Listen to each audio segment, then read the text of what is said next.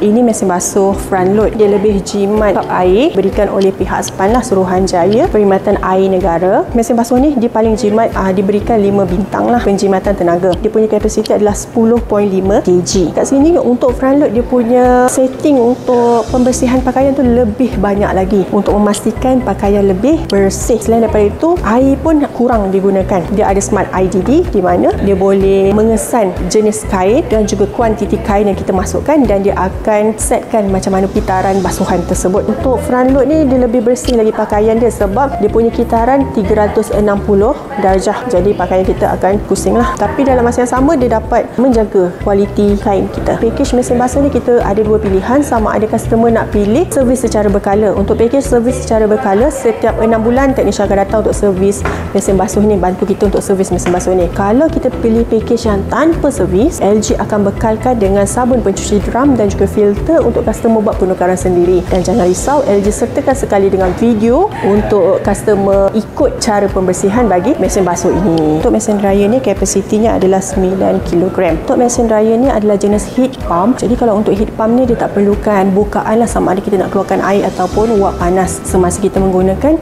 mesin dryer ni. Dekat mana air tu akan keluar, wap air tu akan keluar, kita tarik je benda ni, laci ni, dan kita akan buang saja air ni. Dia ada lubang lah kat sini. Kalau lebih kerap guna, lebih banyaklah air tersimpan kat dalam ni. Kena pastikan sentiasa bersih dan juga kering untuk meningkatkan lagi keboleh kerjaan bagi mesin dryer ni. Package bagi mesin pengering kain ni, dryer ni, package ni sama juga. Kita ada package dengan servis berkala, iaitu setiap 6 bulan teknisian akan datang untuk bantu kita servis dan dryer ni. Selain daripada itu, kita ada package tanpa servis ataupun self service, iaitu servis sendiri. LG akan bekalkan pelembut kain untuk kita gunakanlah semasa pengeringan kain. Semua ramai yang tanya pada saya, boleh tak stackkan susun mesin basuh dengan mesin dryer ni secara bertingkat? Ya, boleh. Jika customer ambil mesin dryer, customer akan dapat satu stacking kit untuk ikat antara mesin basuh dengan mesin dryer. Nanti mesin basuh akan berada di bawah dan mesin dryer akan berada di atas. Bagi waranti pula, general warrantinya 5 tahun dan waranti bagi motor inverter dia 10 tahun. Sebarang masalah dalam tempoh waranti, boleh call Careline, nanti mereka akan bantu. Jika mereka tidak dapat bantu telefon, mereka akan hantar teknisian ke rumah untuk periksa apa masalah pada mesin basuh dan juga peralatan LG yang customer subscribe. Jika berminat dengan produk-produk LG, boleh tekan link di bawah untuk Farhana bantu.